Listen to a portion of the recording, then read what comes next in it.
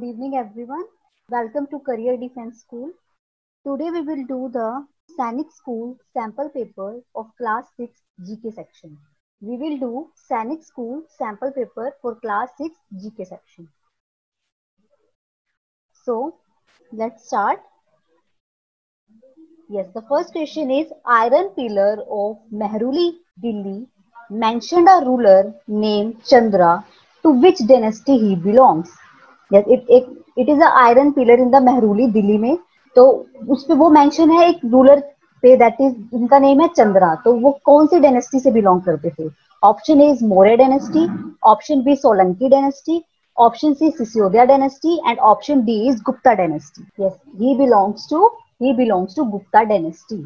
तो option D will be the answer. Chandragupta basically कौन थे वो? दैट इज चंद्रगुप्ता किंग जो टू थे, चंद्रगुप्ता टू वो थे जिनसे क्या जो आयरन पिलर है वो बिलोंग करता है. और जो ये आयरन पिलर है that is basically this pillar is famous क्यों? क्योंकि ये आयरन का होके भी इस पे कोई रस्ट नहीं है. It is a non rusted state. It is in a non rusted state, मतलब कि आयरन पिलर होके भी इस पे क्या है? रस्ट नहीं है. तो ये किसे बिलोंग करते थे? This pillar belong to Gupta dynasty and the king name is the Chandragupta king two. Now the next question is RTX make education as a fundamental right for children between the age group of. Yes, RTE Acts make education as a fundamental right for children between the age group of. हाँ जी, कौन सी age group के बीच में मतलब RT ने क्या किया है? Education, right to education fundamental right बनाया. Between 6 to 12 years, option B 6 to 14 years, option C 3 to 10 years and option D is 3 to 12 years. Yes, it is option number B 6 to 12 years. 14 years के बच्चों के लिए क्या है? Provide करता है free and compulsory education for the age group of 6 and 14 years. Article number 20, article 21A. कौन सा आर्टिकल है ये? Right to education. That is the article 21A. 21 article है हमारा जो है राइट टू एजुकेशन. एंड ये कौन सी अमेंडमेंट के थ्रू ये राइट बना था? That is the 86th amendment. 86th amendment 2002. 86th amendment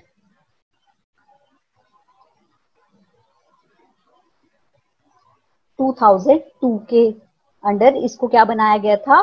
right to education को एक फंडामेंटल राइट बनाया गया था. It is in the article 21A. तो आपसे ऐसे भी क्वेश्चन पूछा जा सकता है कि राइट टू एजुकेशन का आर्टिकल कौन सा है? That is the 21A. So option 6 to 14 years will be the answer. It states that, क्या कहता है कि it will provide, this article state that there should be free and compulsory education for the age group of 6 to 14 years child. Now the next question is climate of a place is affected by. Climate of a place is affected by option A distance from sea, option B altitude, option C latitude and option D is all of the above. कि किसी भी place का climate किन चीजों से affect करता है? Option A is distance from the sea, altitude, altitude means height. Altitude क्या होता है? That is the height. Altitude मतलब हाइट, हाइट से. And option C is latitude. Latitude are basically the lines that are parallel to equator. Latitude क्या है? Are basically lines that are parallel to equator up to the north and the south pole, जो poles तक जाती है. And it basically provide the latitude and longitude. Basically use किए जाते हैं आपकी लोकेशन को, एग्जैक्ट लोकेशन के लिए हम क्या यूज करते हैं? लैटिट्यूड एंड लॉन्गिट्यूड यूज करते हैं. तो distance of a place is affected by, sorry, climate of a place is affected by option A is distance from sea, option B is altitude, option C is latitude and option D is all of the above. तो climate किसी भी place का इन तीनों चीज पे depend करता है. Distance कितना है सी से, एल्टीट्यूड हाइट कितनी हाइट पे है वो प्लेस, और क्या उसका लैटिट्यूड है.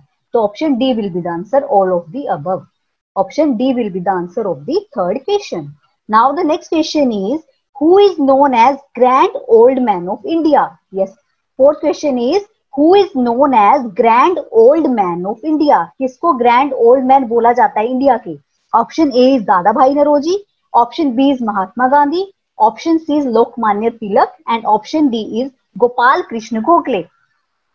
Option A is Dadabhai Naoroji, option B is Mahatma Gandhi, option C is Lokmanya Tilak and option D is Gopal Krishna Gokhale. तो grand old man grand old man of India is the Dada Bhai Naroji. Option A will be the answer. Grand old man of India is the Dada Bhai Naroji. So option A will be the answer. Now let's see, Mahatma Gandhi को क्या बोलते हैं? That is the father of nation is the Mahatma Gandhi. Lokmanya Tilak is the बाल गंगाधर तिलक। बाल गंगाधर तिलक को ही क्या बोला जाता है? लोकमान्य तिलक भी बोला जाता है। एंड इनका स्लोगन बहुत फेमस है, जो एग्जाम से पूछा जाता है कि बाल गंगाधर तिलक ने या लोकमान्य तिलक जी ने कौन सा स्लोगन दिया था? तो इन्होंने बोला था Swaraj is my birth right and I shall have it. तो जो स्लोगन है Swaraj is my birth right and I shall have it is given by the Lokmanya Tilak. And Gopal Krishna Gokhale is the गुरु। गोपाल कृष्ण गोखले को क्या बोला जाता है? महात्मा गांधी के गुरु कौन किनको बोला जाता है? Guru of Mahatma Gandhi is the Gopal Krishna Gokhale. And हमसे क्या पूछा है? Who is known as the grand old man of India? Then the answer will be Dadabhai Naoroji is the grand old man of India. So option A will be the answer of the fourth question. Now let's go to the fifth question. Yes, fifth question is Abel Prize is given in. Abel Prize is given in option A medicine, option B economics, option C mathematics, and option D all of these. Yes, Abel Prize is given in option A medicine, option B economics, option C mathematics and option D all of these.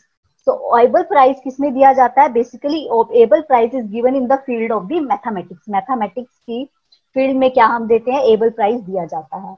Medicine और economics के लिए कौन सा prize होता है? Basically Nobel prize. Nobel prize है आपका जो अलग अलग फील्ड में दिया जाता है, जैसे कि मेडिसिन, इकोनॉमिक्स, फिजिक्स, केमिस्ट्री, इसमें क्या दिया जाता है? नोबेल प्राइज दिया जाता है। तो हमें पता होना चाहिए कि 2019 का नोबेल प्राइज मेडिसिन में किसको मिला है एंड इकोनॉमिक्स में किसको मिला है। जो 2019 के नोबेल प्राइज हैं मेडिसिन में, आपसे करंट में क्वेश्चन पूछा जा सकता है। करंट अफेयर्स में भी ऐसे क्वेश्चन आते हैं कि नोबेल प्राइज विनर कौन है मेडिसिन के 2019 में। तो देयर आर 3 पर्सन जिनको मेडिसिन में इस बार नोबेल प्राइज मिला था। First is William J Kaelin, second is Gregg L Semenza and third one is Peter J Ratcliffe. तो ये 3 पर्सन थे जिनको मेडिसिन में मिला था। William J Kaelin, Gregg L Semenza and Peter J Ratcliffe. तो ये थे जो 3 पर्सन जिनको इस बार मेडिसिन में नोबेल प्राइज मिला था। और इकोनॉमिक्स में भी 3 पर्सन है जिनको 2019 में नोबेल प्राइज मिला है।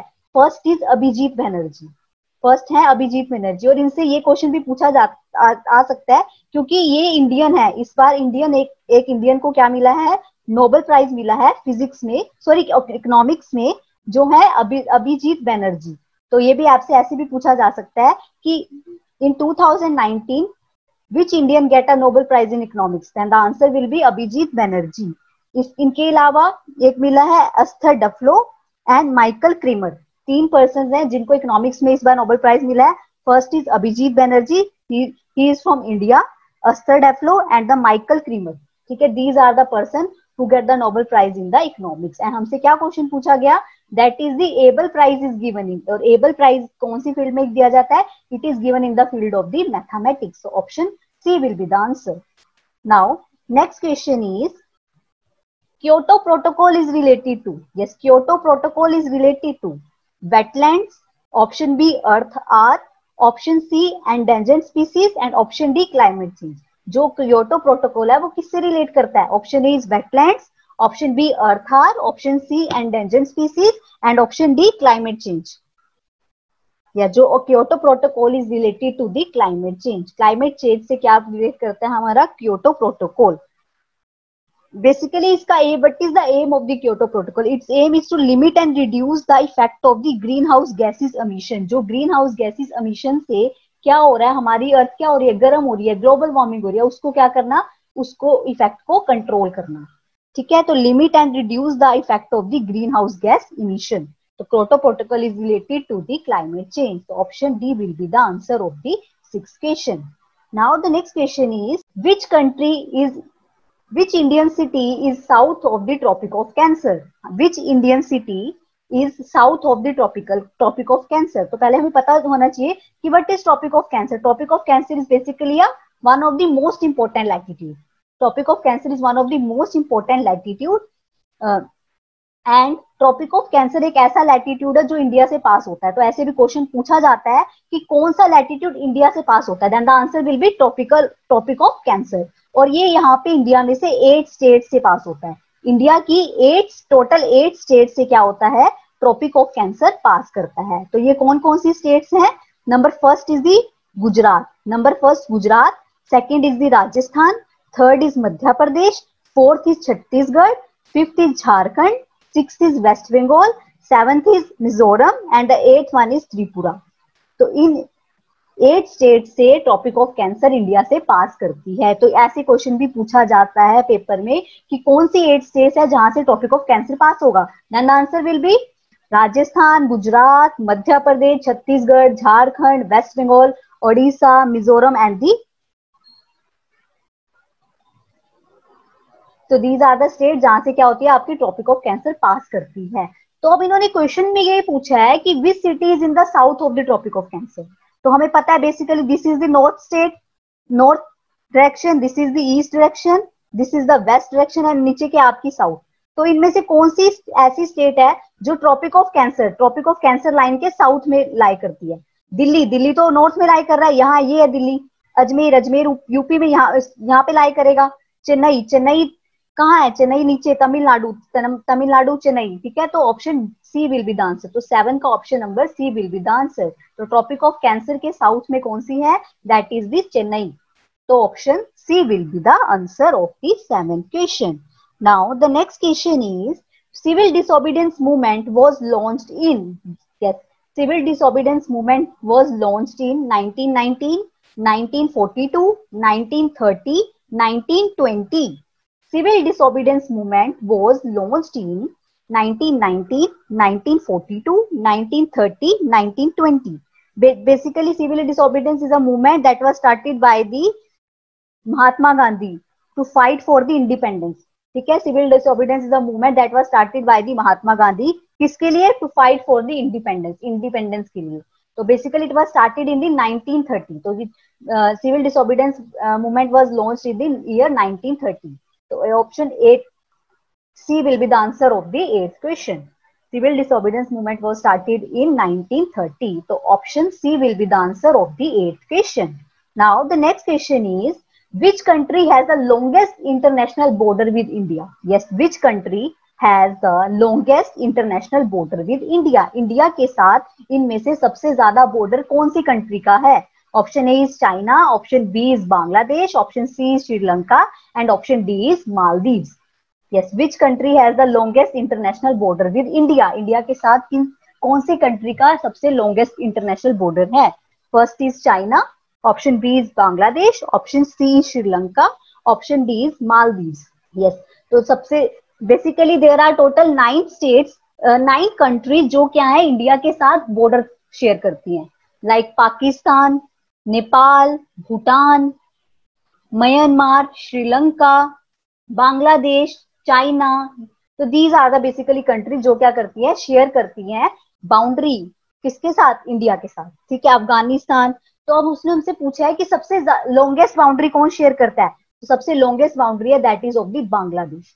सबसे नंबर फर्स्ट पे जो सबसे ज्यादा बाउंड्री शेयर करता है इंडिया के साथ, that is the Bangladesh. Bangladesh India के साथ सबसे ज्यादा लॉन्गेस्ट बाउंड्री शेयर करता है, ये आपका बांग्लादेश है. ठीक है, सेकंड नंबर पे इंडिया चाइना के साथ बाउंड्री शेयर करता है. सेकंड नंबर पे इंडिया चाइना के साथ बाउंड्री शेयर करता है. और श्रीलंका एंड मालदीव्स ऐसी 2 कंट्रीज है जिनके साथ इंडिया सी रूट शेयर करता है. जो बाउंड्री है वो सी की है, लैंड की नहीं है. तो Sri Lanka and Maldives are the countries जिनके साथ इंडिया क्या करता है, सी रूट बाउंड्री शेयर करता है, मतलब सी बाउंड्री शेयर करता है, लैंड बाउंड्री शेयर नहीं करता. तो लॉन्गेस्ट बाउंड्री शेयर कौन इंडिया किसके साथ करता है? That is the country Bangladesh. तो 9th का answer will B B.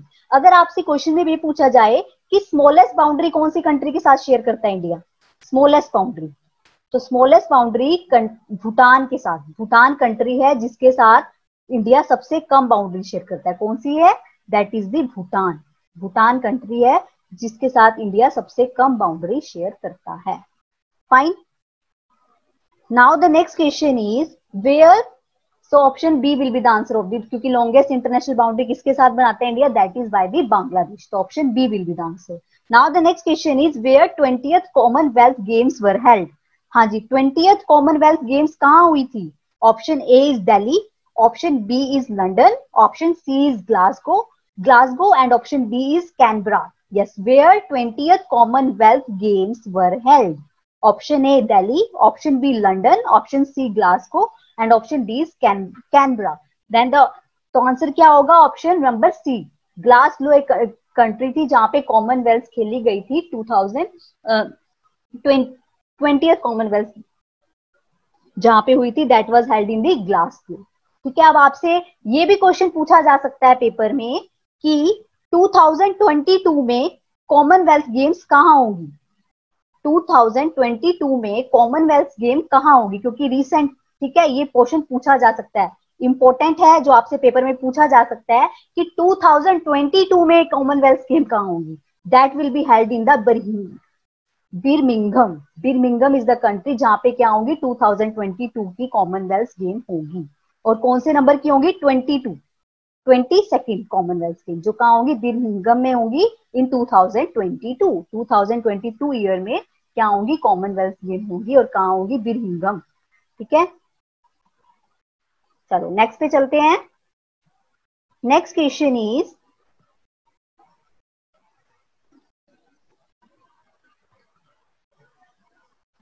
which type of mountains is Himalayas? Yes, which type of mountains is Himalaya?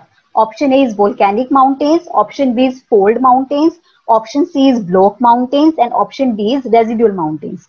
Yes, which type of mountains is Himalaya? कि हिमालय किस type के mountains हैं? Volcanic mountains हैं, fold mountains हैं, block mountains and residual mountains हैं। तो basically Himalayas के आपके फोल्ड माउंटेन्स, हिमालयस को बोला जाता है यंग फोल्ड माउंटेन्स। क्या बोला जाता है? Young fold mountains. तो option number B will be the answer of the 11th question, young fold mountains. Himalayas को क्या बोला जाता है? यंग फोल्ड माउंटेन्स बोला जाता है। तो option B will be the answer of the 11th question. Now the next question is read the following statements and answer the question. Statement 1, a strait is a narrow strip of land joining two land masses. Strait क्या है? एक narrow strip है जो two land masses को join कर रही है। Option statement 2 क्या है? Isthmus connect two large water bodies. Yes, isthmus connect two large water bodies. Yes, two large water bodies are connected by isthmus. And एक strait क्या है? एक narrow strip है, छोटी सी स्ट्रिप है जो क्या करती है? टू लैंड्स को ज्वाइन करती है। ठीक है, तो बेसिकली जो है आपकी पाक स्टेट है, पाक स्टेट किसके बीच में लाई करती है? पाक state lie between the India and the Sri Lanka. तो आपसे ऐसे क्वेश्चन पूछा जा सकता है कि पाक स्टेट किसके बीच में लाई करता है? That lie between the India and the Sri Lanka. तो ये दोनों स्टेटमेंट्स करेक्ट हैं। तो option will be only one, नहीं, only two, no, option C will be the answer, both 1 and 2, because ये दोनों ही ऑप्शंस करेक्ट हैं। ठीक है, तो option number C will be the answer of the 12th question. Now, the next question is, who is director of award-winning movie Ship of Theseus? Yes, who is the director of award-winning movie Ship of Theseus? Option B, A is Rajmohan Gandhi, option B is Anand Gandhi, option C is Gopal Krishna Gandhi and option D is Kamal Hassan. Yes, who is the director of the award-winning movie Ship of Theseus? किस कौन थे director? That is the Anand Gandhi. Option number B will be the answer. Anand Gandhi is the person who was the director of the award-winning movie, that is the Ship of Theseus. So option number B will be the answer. 13 question का answer होगा option number B. Now the next question is choose the correct match.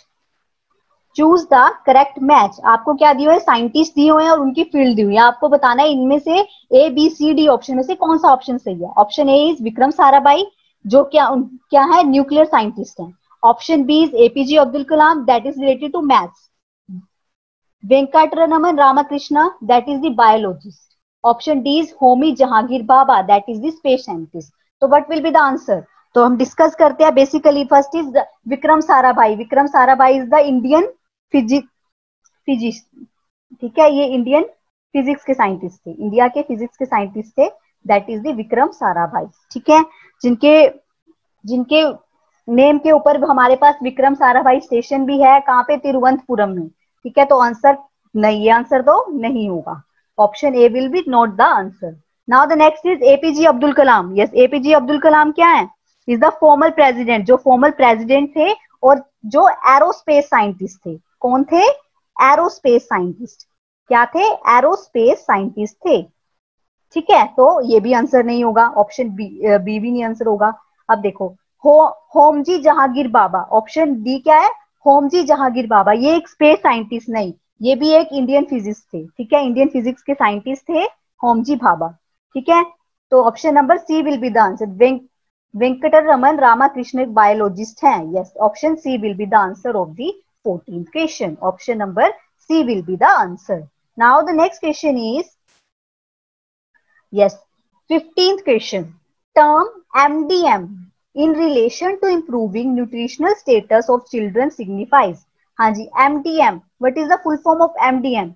एक term है जो किससे relate करती है, provide करना nutrition, किसको, चिल्ड्रंस को न्यूट्रिशन प्रोवाइड करने के लिए। हाँ जी, first is M mid day mile, option B is mid diet mile, option C is middle day real, and option D is mid day meal. Yes, basically the term MDM is in relation to improving nutritional status of children signifies, it is the option number D, mid day meal। क्या है, mid day meal scheme है जो schools में क्या होती है, run होती है, जो बेसिकली क्या प्रोवाइड करते हैं, न्यूट्रिशियस फूड प्रोवाइड करते हैं किसको, चिल्ड्रंस को। तो MDM की फुल फॉर्म क्या होगी, मिड डे मील स्कीम। तो option D will be the answer of the 15th question. Now the 16th question is, which mountain range separate Asia and Europe? Yes, which mountain range separate Asia and Europe को separate करती हैं। Asia भी एक continent है, Europe is also the continent. ठीक है, तो कौन सी रेंज है जो एशिया और यूरोप कॉन्टिनेंट को क्या करेंगी, सेपरेट करेंगी। Option A Himalayas, option B Alps, option C Ural mountains, and option D none of these, sorry all of these. Yes, which mountain range separate Asia and Europe, option A Himalaya, option B Alps, option C Ural, and option D none of these।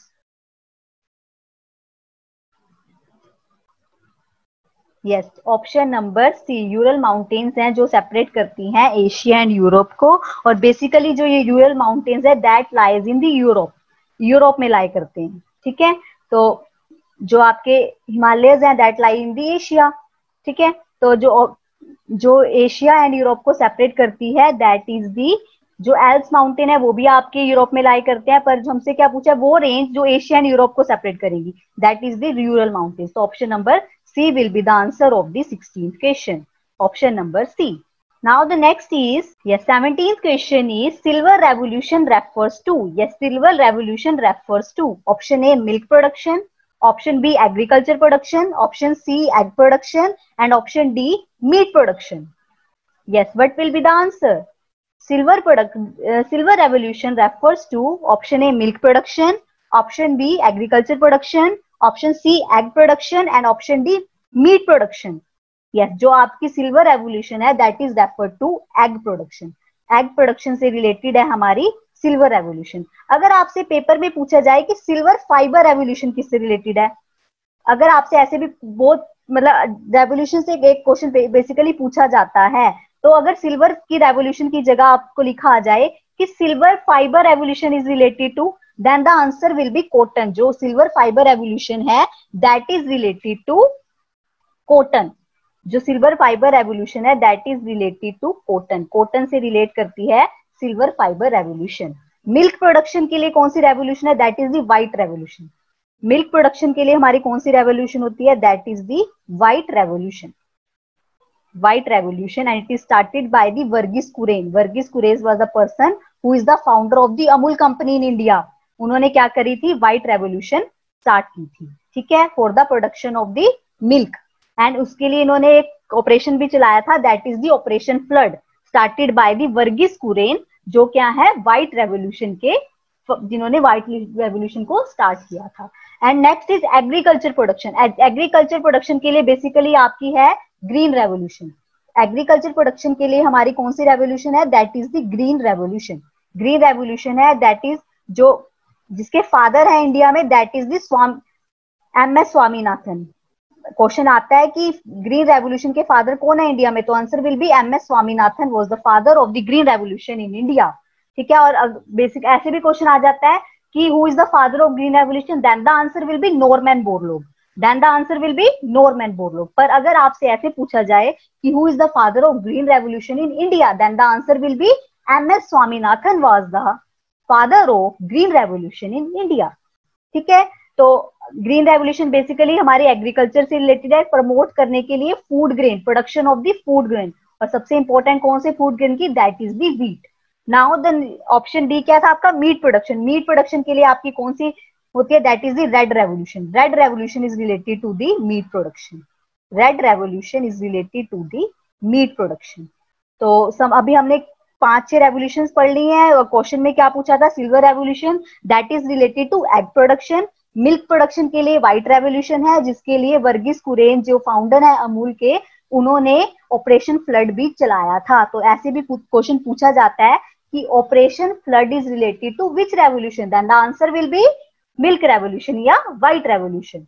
आगे हमने पढ़ा agriculture production के लिए कौन सी revolution है, that is the green revolution is related to agriculture. और meat production के लिए कौन सी है, red revolution.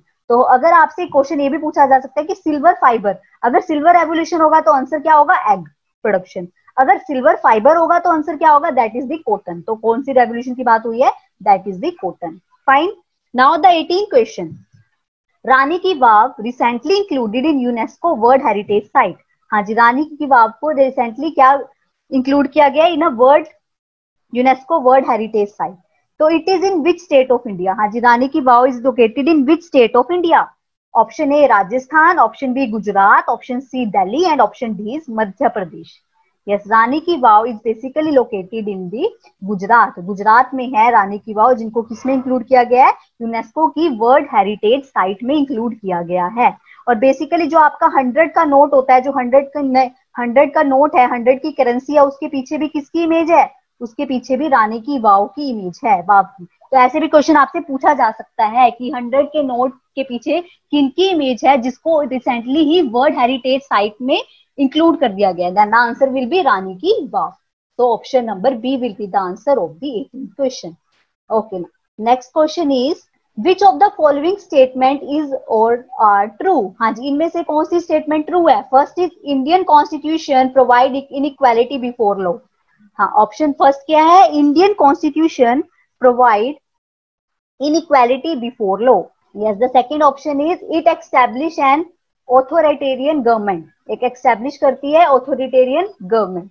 And C option is it gives fundamental rights to its citizen. Yes, it gives fundamental rights to its citizen. Yes, Indian constitution provide inequality before law, it establish an authoritarian government, and option C, it gives fundamental right to its citizen, and option D is all of the above. Yes, Indian constitution क्या provide करती है, inequality before या equality, law के सामने क्या है, सब equal है। तो first option is wrong, equality. Indian constitution provide equality before law, मतलब लॉ के सामने सब इक्वल है, चाहे अमीर गरीब, जेंडर के बेसिस में मेल फीमेल सब इक्वल है किसके, कॉन्स्टिट्यूशन के सामने। तो option A will not be the answer. ठीक है, ऑप्शन बी क्या है, it establish an authoritarian government. No, it gives fundamental right to its citizen. Yes, option C will be the answer. ये क्या देती है, फंडामेंटल राइट्स देती है सिटीजन को, and there are basically 6 fundamental rights. कितने फंडामेंटल राइट्स हमारे, 6 fundamental rights are there. Now the next question is 20th question, which city is known as city of 7 hills. Yes, which city is known as city of 7 hills. Option A New Delhi, option B Paris, option C is Moscow, and option D is Rome. हाँ जी, कौन सी city को city of 7 hills बोला जाता है, city of 7 hills. Option A New Delhi, option B Paris, option C is Moscow, and option D is Rome. तो option D will be the answer. जो रोम है इटली में, उनको क्या बोला जाता है, सिटी ऑफ 7 हिल्स किसको बोला जाता है, रोम को, and it is in Italy, it is in Italy. And आपको पता ही है पेरिस कहाँ पे है, Paris is in France, new Delhi it is in India. Fine, और मॉस्को कहाँ पे है, it is the largest city of the Russia, largest city है रशिया की, that is the Moscow. Capital भी रशिया की क्या है, मॉस्को। तो सिटी ऑफ 7 हिल्स किसको बोला जाता है? दैट इज द रोम. तो option number D will be the answer of the 20th question. Now the next question is What are baby kangaroos called? हाँ जी, what are baby kangaroos called? Option A is calf, option B pool, option C joy, and option D short. Yes, what are baby kangaroos called? Yes, baby kangaroos को क्या बोला जाता है? Option A is calf, option B is pool, option C is joy, and option D is short. Yes, what will be the answer of the 21st question? Yes, baby kangaroos को क्या बोला जाता है? Joey. Option number C will be the answer. Calf किसके baby होते हैं? Cow के baby को काल्फ बोला जाता है. And short is the baby of the pig. Pig के बेबी को क्या बोला जाता है? शॉर्ट बोला जाता है. हमसे क्या पूछा है कि बेबी कंगारूस को क्या बोला जाता है? That is the joy. तो ऑप्शन जॉय और option number C will be the answer. Now the next question is the name करना साहिब Karasan Bhai Patel is associated with. Yes, the name Karasan Bhai Patel is associated with. Option A Ariel, option B Henko, option C Nirma, option D is Tide. Yes, जो करासन भाई है that is the founder. ये founder थे Nirma group के. जो Nirma group है जिसके क्या आते हैं? डिटर्जेंट्स, सोप्स, सीमेंट, ये सब आता है. तो ये किसके फाउंडर है? That is he is the founder of the Nirma. तो जो करासन भाई पटेल है किससे एसोसिएट करते हैं? They associated to the Nirma brand. Nirma brand से एसोसिएट करते हैं. Then the option number C will be the answer of 22nd question. Option number C will be the answer. Now the next question is yes, what is the capital of Cuba? Next question is what is the capital of Cuba? Yes, Helsinki, option B Harare, option C Havana, and option D is Warsaw. Yes, what is the capital of Cuba? Option A Helsinki, option B Harare, option C Havana, and option D is Warsaw. Yes, what is the capital of Cuba? Option A Helsinki, option B Harare, option C Havana, and option D is Warsaw. Yes, the capital of Cuba is Havana. Havana is the capital of Cuba. Then the answer will be option number C. Capital of Cuba is the Havana. Helsinki किसकी capital है? Capital of Finland. Finland की capital है that is the Helsinki. Helsinki is the capital of Finland. Helsinki is the capital of Finland. और Harare, Harare is the capital of Zimbabwe. Zimbabwe की capital है that is the Harare. Zimbabwe की capital क्या है? Harare. Now the last is Warsaw. Warsaw is the capital of Poland. Capital of Poland is the Warsaw. Warsaw is the capital of the Poland. तो basically देखो आपसे Capitals countries की capital से भी questions पूछे जाते हैं. ठीक है. Helsinki is the capital of Finland. Harare is the capital of Cuba. Sorry, Harare is the capital of Zimbabwe. Havana is the capital of Cuba and Warsaw is the capital of the Poland. So option number C will be the answer of the 23rd question. Now the next question is which among the following is not a state capital? Yes, which among the following is not a state capital? कि इनमें से state capital कौन सी नहीं है? Option A Shimla, option B Nainital, option C Hyderabad, option D Bhubaneswar. Yes, which among the following is not a state capital? इनमें से state capital नहीं है. किसी state की capital नहीं है. शिमला, शिमला capital है किसकी? हिमाचल प्रदेश की. Shimla is the capital of the Himachal Pradesh. Yes, Shimla is the capital of the Himachal Pradesh. Shimla is the capital of Himachal Pradesh. तो ये तो आंसर नहीं होगा. Hyderabad is the capital of Telangana. Hyderabad is the capital of Telangana. And Bhubaneswar is the capital of Odisha. Bhubaneswar किसकी capital है? ओडिशा की capital है Bhubaneswar.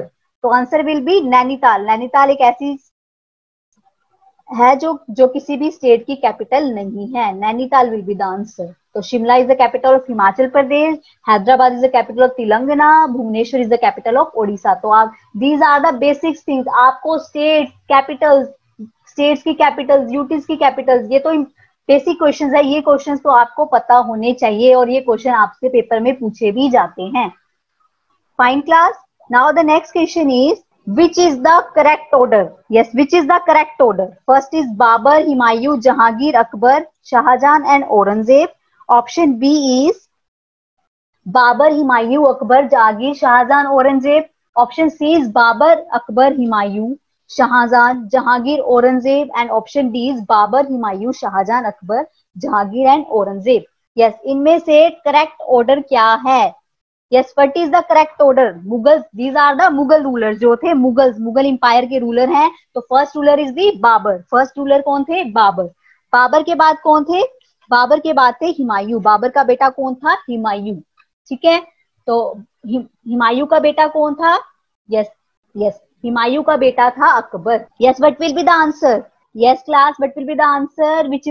which is the correct order? Babur, Humayun, Jahangir, Akbar, Shahjahan, Aurangzeb. Babur, Humayun, Akbar, Jahangir, Shahjahan, Aurangzeb. Babur, Akbar, Humayun, Shahjahan, Jahangir, Aurangzeb. And these Babur, Humayun, Shahjahan, Akbar and Jahangir and Aurangzeb. तो first ruler is the Babur. सबसे पहले कौन थे? बाबर. बाबर के बाद कौन थे? हुमायूं. बाबर का बेटा हुमायूं. बाबर का बेटा हुमायूं. हुमायूं का बेटा अकबर. हुमायूं का बेटा अकबर. अकबर का बेटा जहांगीर. अकबर का बेटा कौन था? That is the Jahangir. And Jahangir का बेटा that is the Shahjahan. Jahangir का बेटा शाहजहां एंड शाहजहां का बेटा औरंगजेब. तो what will be the answer?